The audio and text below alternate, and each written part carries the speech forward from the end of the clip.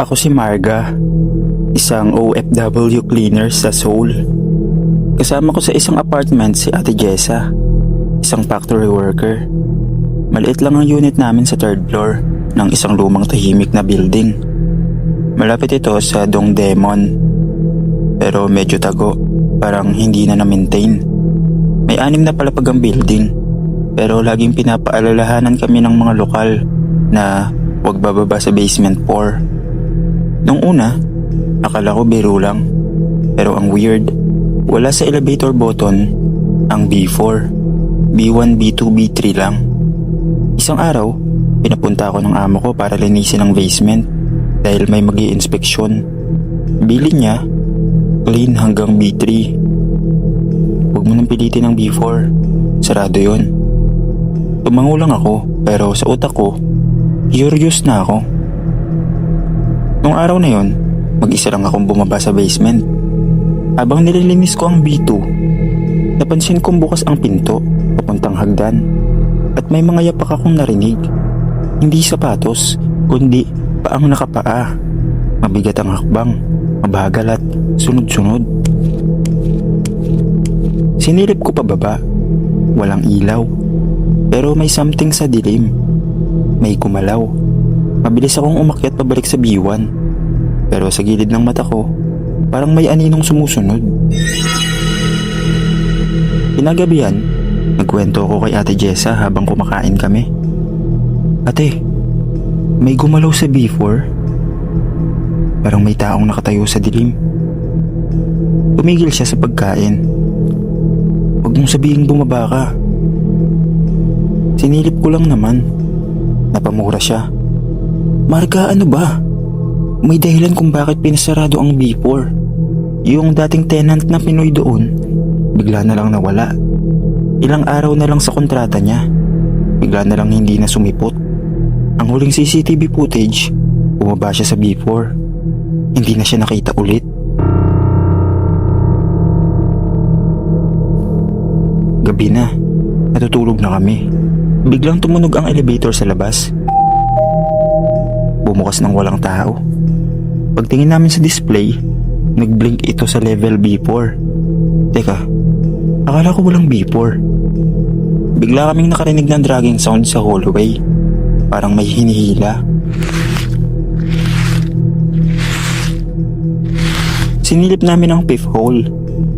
May babae sa labas. Nakaputi, basang-basa ang buhok. Nanginginig ang ulo na parang may seizure. Tunog mula sa labas. Buksan mo. Kasama ko dati ang kaibigan mong nawawala. Ikaw naman ang susunod. Wala kaming binuksan. Nagtago kami sa ilalim ng kumot at nagdasal ng nagdasal. Kinabukasan, nag-decide si Ate Jessa na lumipat na. Ako, sumunod din makalipas ang 1 linggo. Pero bago ako umalis, napadaan ako sa harap ng elevator. At nandun na ulit ang button ng B4. Hindi ko na pinindot. Minsan, sa mga lumang gusali sa Korea, may mga lumang palapag na tinatanggal na sa building. Pero hindi ibig sabihin, wala na sila. Baka itinatago lang nila ang mga hindi dapat matagpuan.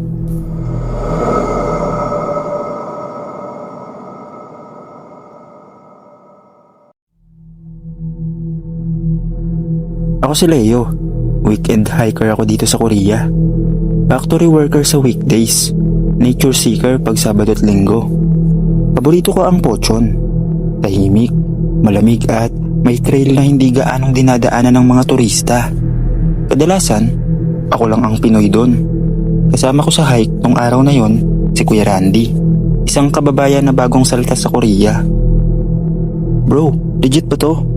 Wala bang bear o tiger dito? Tanong niya. Wala naman. Mga kwento lang yun.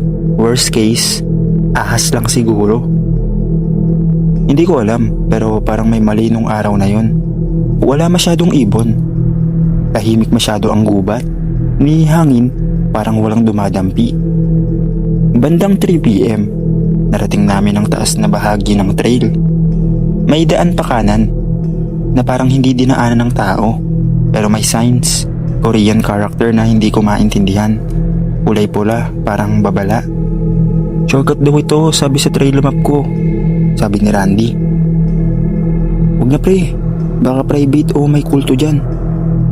Bro, adventure to. Hindi ko na siya napigilan. Sumunod na rin ako. Ilang metro pa lang sa daan, may nakita na kaming kakaiba. May mga itim na panyo na nakasabit sa mga sanga. Parang may ritual na naganap.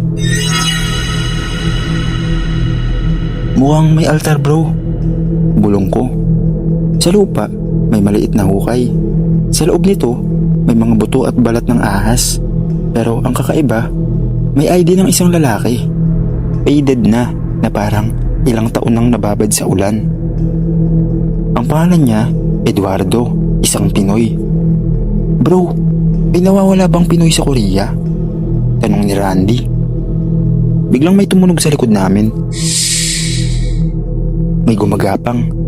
Hindi ahas lang, malaking gumagapang. Luminga kami at sa pagitan ng mga puno, may babaeng maputla. Nakalugay ang buhok. Gumagapang ng sobrang bilis gamit ang dalawang kamay at paa. Parang ahas ang galaw. Ang balat niya, parang ahas. May kaliskis. Takbo, Randy. Tumakbo kami pabalik sa main trail. Pero parang paikot-ikot ang daan. Nakarating kami sa parehong hukay na may ID. Paulit-ulit. Parang pinapaikot-ikot lang tayo bro. Sobrang takot, binunot ko ang lighter ko at sinindihan ang isa sa mga panyo. Biglang umalulong ang gubat. Parang may daang-daang ahas ang naglikot. Biglang dumilim. Hindi lang gabi, kundi parang kinain ng ulap ang gubat. Nagising na lang kami kinabukasan. Nasa gilid ng trail. Wala na ang hukay, wala na ang mga panyo. Pero nasa bulsa ko pa rin ang ID ni Eduardo. At sa leg ni Randy, may maliit na marka ng kagat. Bilog, paikot, parang ng ahas. Hindi na kami bumalik sa Pochon. Pero minsan, gabi sa factory, nakikita ko si Randy na parang tulala. At minsan kapag akala niyang walang nakakakita, gumagapang siya sa sahig. Mabilis na parang pang-ahas. May mga nilalang sa Korea na hindi nila isinasama sa mga guide tours at may mga ilang trail na hindi dapat nililihis. Hanggang dito na lang po Sir Dave. Maraming salamat.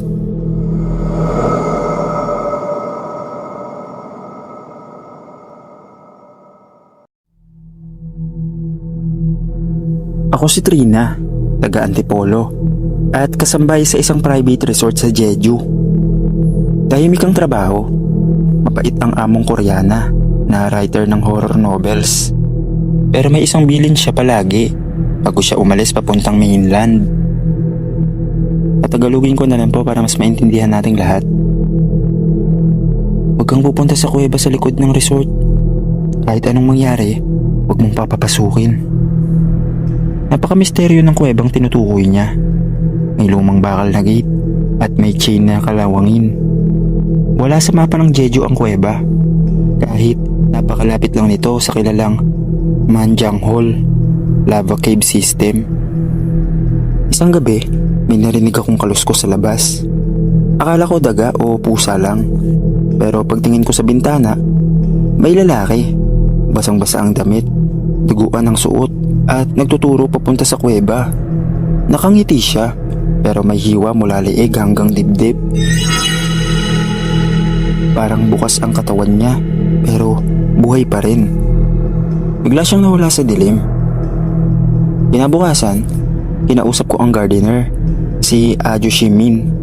Matagal nang nagtatrabaho sa resort. May nakita akong lalaki kagabi, parang sugatan. Nanlaki ang mata niya. Dito? Sa gabi? May mga nawawala dito taon-taon, lalo na sa mga kuwebang yun. Pero ang hindi alam ng marami, hindi yun basta kuweba. May butas daw sa ilalim, isang balon, pero hindi tubig ang laman, kundi mga patay. Bakit may balon sa ilalim ng lava cave? Sabi ng matatanda, may nilulubog na kaluluwa tuwing ikatlong buwan. Sinubukan kong wag nang isipin, pero isang gabi, nakita kong bukas ang gate ng kuweba at mula sa loob, may humihingi ng tulong. Boses ng bata. Ate Trina, tulungan mo ko. Malamig. Parang boses ng pamangkin ko sa Pilipinas. Hindi ko alam kung bakit, pero parang kinokontrol ang katawan ko. Parang hinihila ng hangin ang paa ko. Hanggang sa makapasok ako sa loob ng kuweba. Madilim, basa, mabaho. Amoy ng luma at patay. Sa malalim na bahagi ng kuweba, may hukay. Isang balon nga. Ngunit hindi tubig ang laman, kundi mga bangkay. Hindi nabubulok pero namumula ang mata. Nakatingin lahat sa akin. At may isang mukha akong nakilala. Si Lisa, isang kasambahay din dati. Minsan nawala. Sabi raw umuwi ng Pilipinas. Pero hindi, narito siya. Hawak ang aking braso. Ikaw na ang sunod. Nagising akong nasa kama. Pawis na pawis, nanginginig. Pero hindi ito panaginip. Dahil sa damit ko, may putik. At sa ilalim ng kuko ko, may dugo. Kinabukasan, umalis ako ng Jeju. Hindi na ako bumalik. Pero minsan sa panaginip ko, naririnig ko pa rin ang boses ng bata. Ate Trina, malamig dito. Ikaw na lang ang kulang. Sa mga lava caves ng Jeju, hindi lang bato ang nilikha ng bulkan. May mga nilalang at kaluluwang isinara sa ilalim. Pero minsan, may nabubuksan. Hanggang dito na lang po, Sir Dave. Maraming salamat.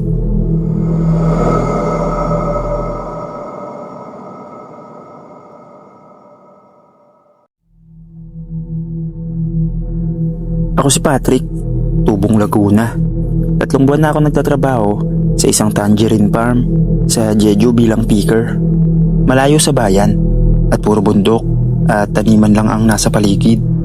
Tahimik pero kakaiba ang vibe, lalo na kapag palubog na ang araw. Huwag kang lalagpas sa dulo ng linya ng mga puno, bilin sa amin ng foreman. Basta may nakita kang puno na may pulang tali, huwag mong lapitan.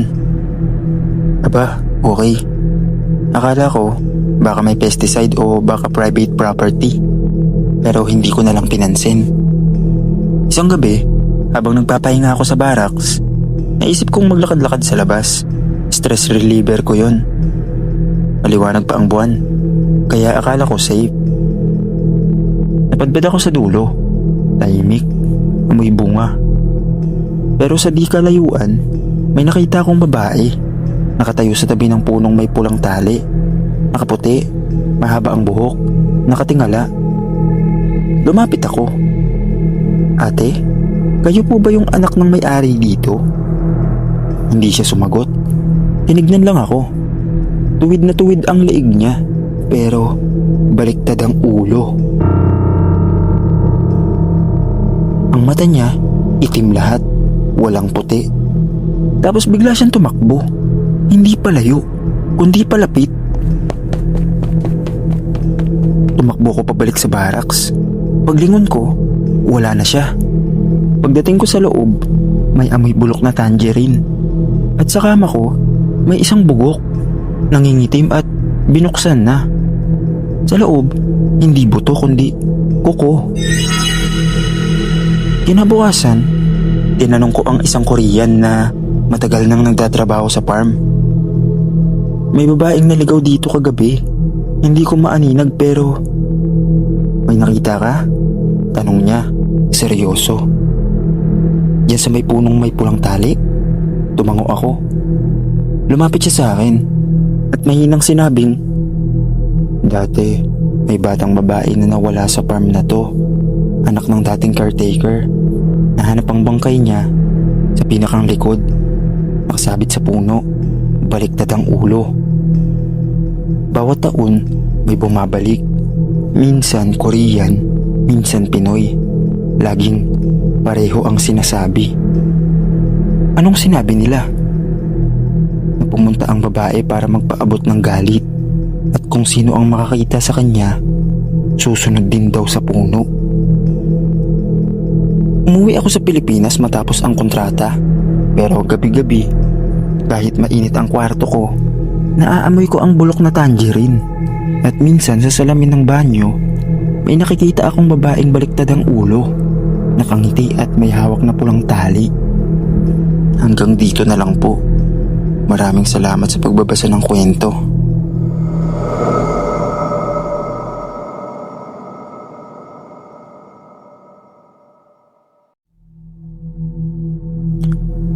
Ako si Rico, 28 years old, dating construction worker sa Busan. Pero dahil sa pandemic, napilitan akong lumipat sa Jeju at magtrabaho bilang food delivery rider sa Odo Island. Yung maliit na isla na may white sand at maraming turista. Madalas ay masaya ang biyahe, motor lang, dagat sa paligid at magandang tanawin. Pero may isang bahagi ng isla na ayaw naming mga rider daanan. Ang lumang tunnel sa silangang bahagi. Mula pa raw noong Japanese occupation, may tunnel doon na ginagamit sa transport ng supplies. Ngayon, halos sarado na. Pero minsan, kapag nagka-shortcut sa may app at sinundan mo, sa tunnel ka dadaan. At isang araw, nangyari sa akin yun. Order mula sa isang bagong resort. Estimated time, 10 minutes lang daw. Pero sa mapa ng app, nag-glitch. Nag-redraw ang daan at biglang nagbigay ng ruta diretso sa lumang tunnel. Ay gago! Bulong ko. Pero gabi na yun at late na ang order. Baka mawalan ako ng tip. Sige na nga, sabi ko. Paglapit ko sa tunnel, napansin kong may pulang tali na nakalagay sa entrance. Hindi chain, hindi kandado, tali lang. May karatula na nakasulat sa Korean. Tatagalogin ko na lang po. Pag pumasok ka rito, huwag kang lumingon kahit may tumawag sa'yo. Medyo kinabahan ako, pero tinawanan ko lang. Arte naman ng mga taga-islang to. Pagpasok ko, biglang bumigat ang hangin. Literal, parang may humihila sa likod ng motor ko. At ang liwanag ng headlight parang hindi na tumatama sa dingding. Parang walang hangganan ang tunnel. Nasa kalagitnaan ako nang may tumawag. Kuya! Kuya Rico! Pamilyar. Boses ng kapatid kong si Alan na matagal nang patay. Kuya! Tulungan mo ako. Ang dilim dito. Hindi ako lumingon. Pero sa side ng helmet visor ko, may maitim na kamay na unti-unting gumagapang, dumidikit sa salamin. Parang gusto akong palabasin sa motor. Pinilit kong harurutin ang motor, pero walang katapusan ng tunnel. Ilang minuto na akong paikot-ikot, pero hindi ko nararamdaman ang hangin ng labas.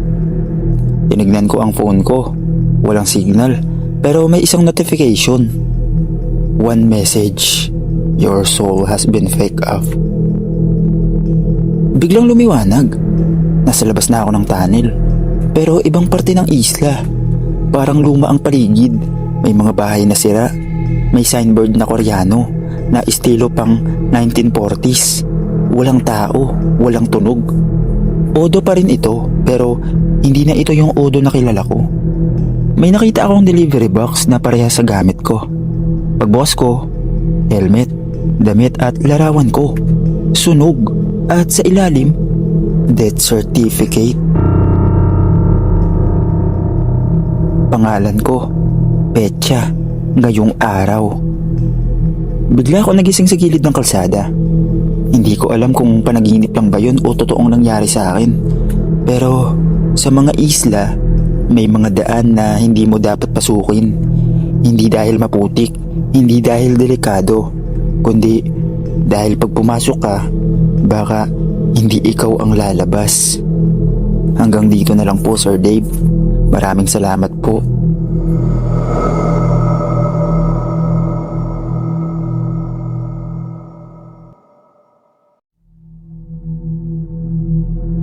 Ako si Mario, isang Pinoy na delivery rider dito sa Jeju. Sa umaga, naghahatid ako ng mga gulay, prutas at kung minsan ay mga espesyal na kargamento mula sa port. Tahimik lang ang trabaho. Walang masyadong iniisip. Basta delivery, sign, alis. Pero nung Martes ng gabi, may tumawag sa opisina. May express delivery papuntang Mount Hala. Walang ibang driver. Ikaw na ang pinaka-kumpiyansa nila. Nagulat ako. Hindi ko dapat schedule yun. Pero overtime sayang din. Pagdating ko sa warehouse, may isang kahon sa dulo. Malaki, kahoy, walang label, walang pangalan ng padala. May type lang na pula at sulat Koreano na hindi ko maintindihan. Tinanong ko si Adjo Shikim, ang warehouse guy. Sir, ano laman nito? Napatingin siya sa sahig. Basta ihatid mo lang sa address, huwag mong bubuksan. At kahit anong mangyari, huwag mong titignan sa side mirror pag bumaba ka ng bundok. Napangiti ako. Joke ba to, sir?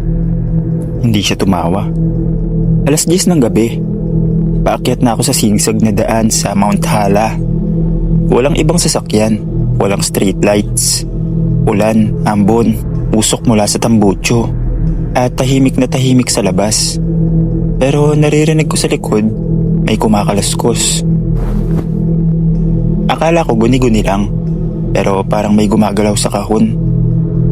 Pusa lang to, o daga. Chill ka lang. Sabi ko sa sarili. Pinilit kong huwag pansinin, pero nung malapit na sa drop-off point, isang lumang bahay sa gitna ng kagubatan, tumigil ang makina. Namatay. Sinubukan kong crank. Wala. Biglang may malakas na kalabog mula sa likod. Binuksan ko ang ilaw sa loob ng truck. Walang tao, pero lumingon ako sa side mirror. May batang babae sa ibabaw ng kahon.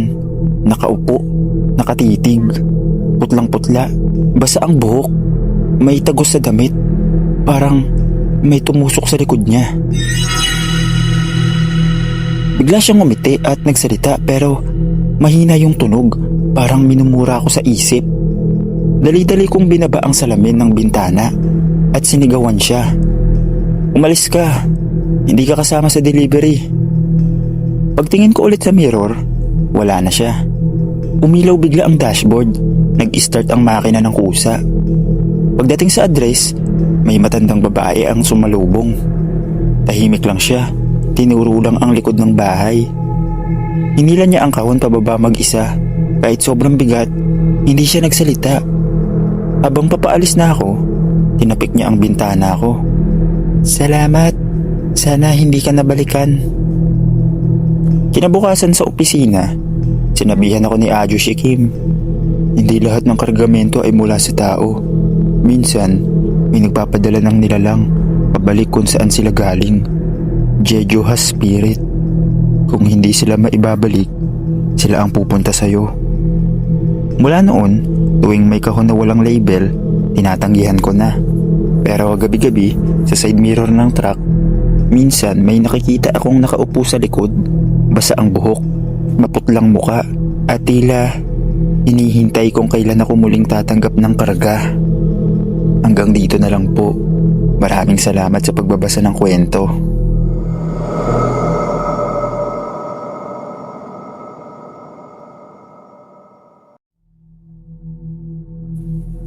Magandang gabi po sa lahat ng nakikinig ng pagsapit ng takip silim. Ako nga po pala si Johnny, isang Pinoy na matagal nang nakatira dito sa may South Korea. 7 taon na rin akong nandito at halos sanay na ako sa lamig at sa tahimik na buhay dito sa probinsya. Noong una, sa city ako nakatira, malapit sa factory kung saan ako nagtatrabaho. Pero nung nakaipon ako, nagpasya akong lumipat sa isang maliit na bayan sa may gilid ng bundok. Mas mura ang renta, mas sariwa ang hangin. At sabi ko sa sarili ko, baka dito ko mahanap yung katahimikan na gusto ko. Nakahanap ako ng isang bahay na medyo luma na, pero maayos pa rin. Ang sabi ng may-ari, Dati raw itong pag-aari ng isang matandang mag-asawa na parehong pumanaw, ilang taon na ang nakalipas. Dahil mababa ang renta at maganda ang lokasyon, hindi na ako nagdalawang isip. Unang linggo ko, tahimik lang ang lahat. Maayos ang paligid, puro puno, palayan, at halos walang dumadaan na sasakyan sa gabi. Pero habang tumatagal, nagsisimula na akong makaramdam ng hindi ko maipaliwanag na kilabot. Isang gabi, habang nagkakape ako sa labas, napansin kong may ilaw na parang nagkikislapan sa bandang dulo ng bukirin. Mga 300 metro mula sa bahay. Parang may naglalakad na may dalang lampara. Pero sobrang dilim at walang daan doon. Akala ko may kapitbahay lang na umuuwi. Pagbalik ko sa loob, nagsimula namang umingay yung sahig sa sala. Parang may mabigat na hakbang. Pinatay ko agad ang TV para marinig ng mabuti. At doon ko narinig yung parang tunog ng paa na dumadaan sa may hagdanan. Kinabahan ako. Wala naman akong bisita. Ako lang mag-isa sa bahay. Dahan-dahan akong tumayo. Kinuha ko yung maliit kong flashlight at tinapat ko sa hagdan. Wala. Pero habang nakatutok yung ilaw, biglang parang may aninong mabilis na dumaan sa itaas. Parang tao. Napaatras ako sa sobrang kaba, pero nilakasan ko pa rin ang loob ko at umakyat. Pagdating ko sa second floor, malamig. Iba yung lamig, parang hindi normal sa panahon. At doon ko unang naamoy ang kakaibang amoy. Parang bulok na bulaklak na matagal nang nakatago. Pag-akyat ko sa itaas, ramdam kong bumigat ang paligid. Tahimik, pero parang may presensyang nakatingin sa akin. Dahan-dahan akong lumakad papunta sa may kwarto sa dulo ng pasilyo. Yung dating silid ng matandang mag-asawa, sabi ng may-ari. Hawak ko pa rin yung maliit kong flashlight. Nanginginig yung kamay ko. Habang papalapit ako sa pinto, narinig kong parang may mahina. Ajushi. Isang tinig ng babae. Hindi ako makagalaw sa kinatatayuan ko. Para akong na-freeze. Tapos biglang may kumatok mula sa loob ng kwarto. Nilunok ko ang takot ko at marahang binuksan ang pinto. Pagpasok ko, sumalubong sa akin ang malamig na hangin at amoy ng bulok na bulaklak na mas matindi pa kaysa kanina. Tinapat ko ang flashlight ko sa paligid. May mga lumang gamit pa. Luma na rin yung kama na may lumang kumot. Tapos, sa gilid ng kama, may nakita akong upuan na merong nakaupo.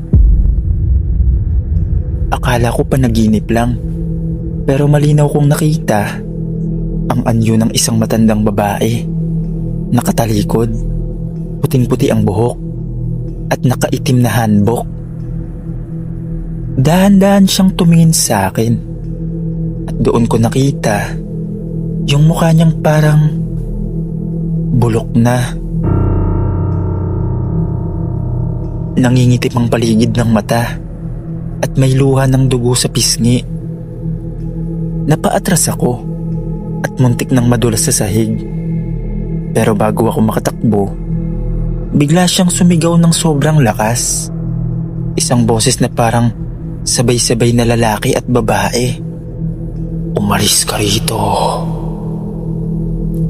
Tinagalog ko na lang po para mas maintindihan nating lahat.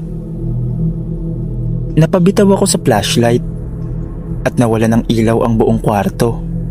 Tanging anino lang ang nakikita ko at yung tunog ng yabag na papalapit ng papalapit sa akin. Tumakbo ako pababa ng hagdan, halos madapa, at pagdating ko sa pinto, hindi agad bumukas. Pero pinilit ko at nang sa wakas, mabuksan ko. Diretso akong tumakbo palabas ng bahay kahit sobrang lamig sa labas. Sa may kalsada ako tumigil, hingal na hingal, at paglingon ko sa bahay, may nakita akong ilaw sa bintana sa itaas at sa liwanag, nakasilip ang mukha ng matandang babaeng nakatingin sa akin. Kinabukasan, kinausap ko yung may-ari ng bahay. Doon ko nalaman ang hindi ko sana gustong marinig. Yung matandang babae raw na nakatira doon ay namatay sa mismong kwarto na pinasukan ko. Mag-isa, hindi agad nalaman ng mga kapitbahay. Kaya isang araw siyang naiwan sa kama bago natagpuan. Matapos yun, hindi na ako bumalik doon. Lumipat na ako sa dorm, malapit sa trabaho ko. Hanggang dito na lang po, Sir Dave. Salamat sa pagbasa ng kwento.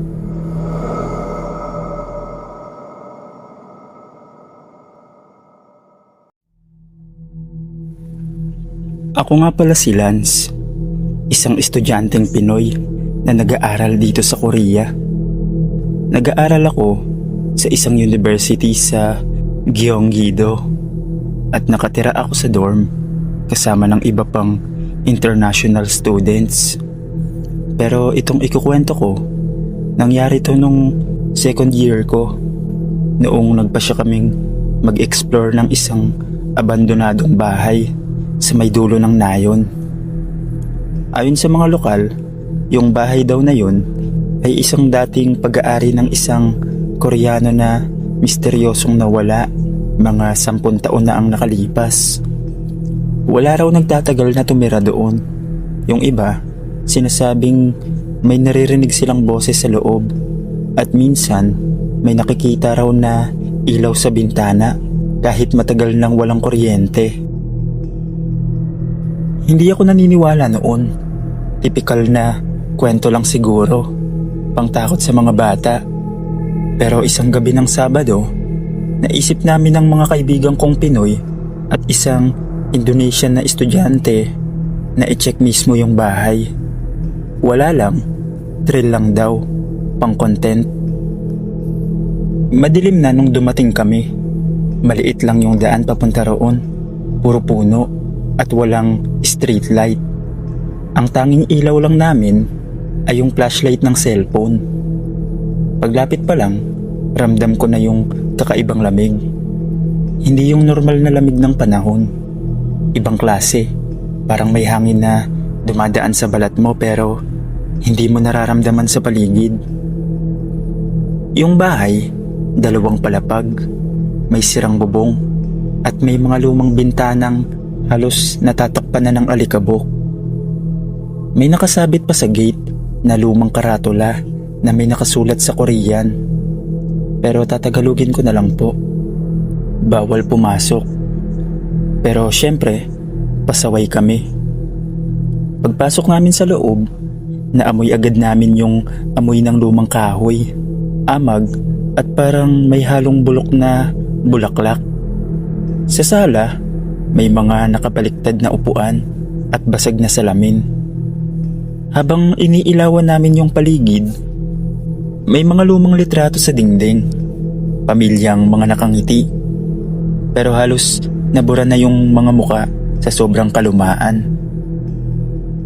Habang naglalakad kami sa may hagdan, biglang may kumalansing na parang lata sa itaas. Napatingala kami. Sabay nagtanungan. Narinig niyo yun?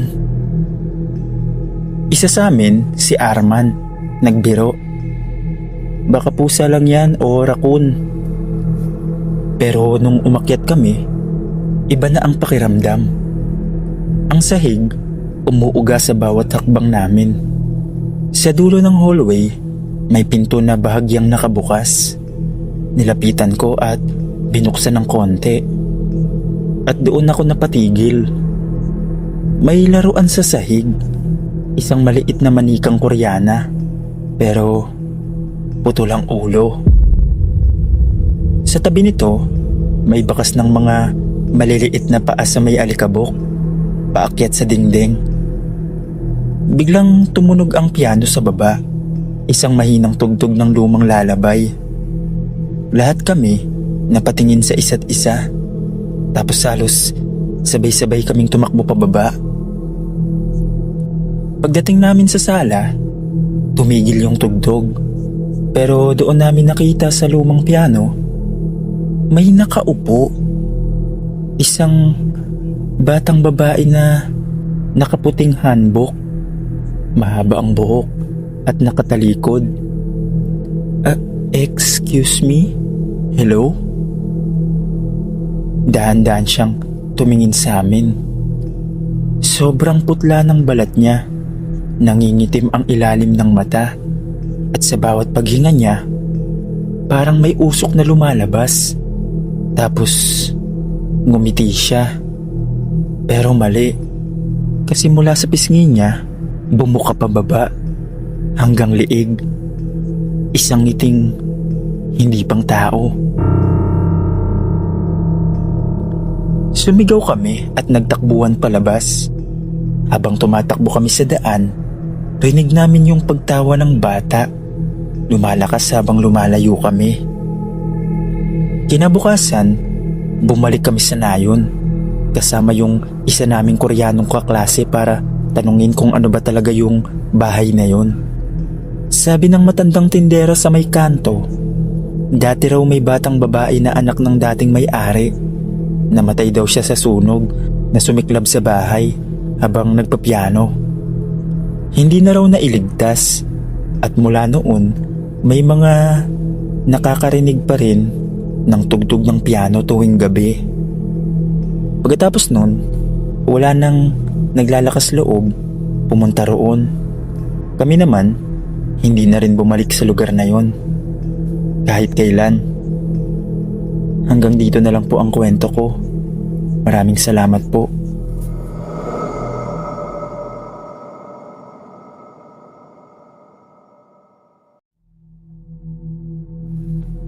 Mapagpalang araw sa inyong lahat. Ako nga po pala si Nestor. Isang Pinoy na nagtatrabaho dito sa Korea bilang seasonal worker.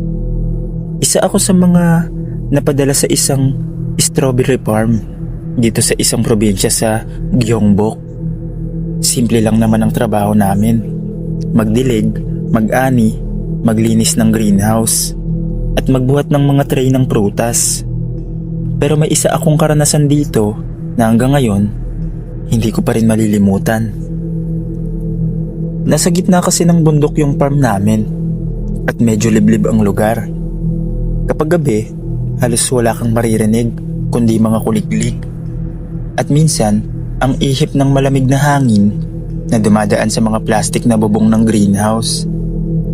Pero ayon sa mga matatandang Koreano roon, dati raw, bago pa maging farm ang lupa, may lumang dambana sa gitna ng lupang tinaniman. Isang altar daw para sa mga bantay ng lupa. Hindi ko yun pinansin noong una, pero isang gabi, habang nag-overtime kami para matapos ang pag-aayos ng mga tanim bago dumating ang frost season, doon nagsimula ang kakaiba. Habang nagbubuhat ako ng mga tray ng mga bagong tanim ng strawberry seedlings, napansin kong parang may usok sa may dulo ng greenhouse. Parang hamog, pero kakaiba kasi paikot-ikot lang sa isang bahagi. Nilapitan ko. Akala ko baka may nasusunog o may leak sa makina. Pero habang papalapit ako, biglang tumigil yung mga ilaw sa loob ng greenhouse. Sabay may umihip na sobrang lamig na hangin. Kinilabutan ako kasi narinig kong may mahinang tawa na parang babae. Malayo pero malinaw. Hindi ko na lang pinansin. Baka guni-guni lang, dala ng pagod. Pero nung naglakad na ako pabalik, napansin kong basang-basa ang lupa sa paligid ng usok kahit walang tubig o ulan. Kinagabihan, sa barracks namin, napag-usapan ng ibang mga Pinoy na minsan daw may nakikita silang babaeng nakaputi sa may gitna ng taniman kapag madaling araw. Akala nila nung una, multo lang. Pero sabi ng isang Koreano naming katrabaho, hindi raw multo yun. Isa yung Sanshin Halmoni o matandang espiritu ng bundok na nagbabantay sa lupa. At kapag may dayuhan na hindi marunong magbigay galang, pinaglalaroan daw o tinatakot. Hindi ako naniniwala noon hanggang sa sumunod na gabi, ako mismo ang nakaengkwentro. Kinabukasan ng gabi, ako ulit ang naka-assign magbantay ng greenhouse. Mag-isa lang ako noon kasi may shift rotation. Nagkataon na ako ang huling naiwan para isara ang mga ilaw at siguraduhing maayos ang mga tray ng tanim. 10:00 na ng gabi at sobrang tahimik sa paligid. Kahit ang mga aso ng may-ari hindi tumatahol. Habang nag-i-inspeksyon ako sa bandang gitna ng taniman, napansin kong may isang bahagi ng mga strawberry plants na parang nalanta bigla. Nilapitan ko at napansin kong basa ang lupa, pero hindi tubig. Parang malamig na hamog na nagkukumpol sa isang bilog. Bigla akong kinabahan, tapos naramdaman kong parang may malamig na hangin na dumaan sa likod ko. Pero sarado lahat ng pinto ng greenhouse. Paglingon ko, wala ako nakita. Pero sa kabilang dulo ng taniman, may hugis babae na nakatayo. Mahaba ang buhok at suot ang lumang hanbok na kulay puti. Hindi siya gumagalaw, nakatingin lang sa akin. Hindi ko maaninag ang mukha kasi natatakpan ng buhok. Tinawag ko, "Sino yan?" Pero walang sagot. Dahan-dahan siyang lumapit. Hindi naglalakad. Lumulutang sa hangin. Doon ko narinig ang boses niyang mahina. "Bakit niyo ginagalaw ang lupa ko?" Parang nanigas ang buong katawan ko. Hindi ako makasigaw.